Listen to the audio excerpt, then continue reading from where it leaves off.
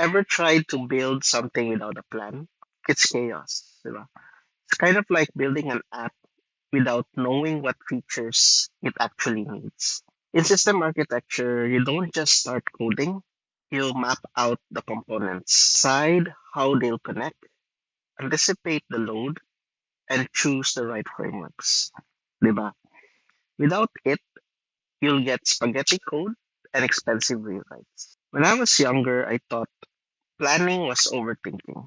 I just wanted to start coding, diba? Or start building stuff. Like build this Lego bricks, build like create a sketch for a particular skyscraper or a house like that. So I'm a fan of The Sims, by the way. So I play The Sims, Sims 1 until Sims 4. I haven't played Sims 2 though. I just played Sims 1 and Sims 4. So, diba sa Sims, yeah, there's this, you need to like build like a foundation. There's a floor, diba?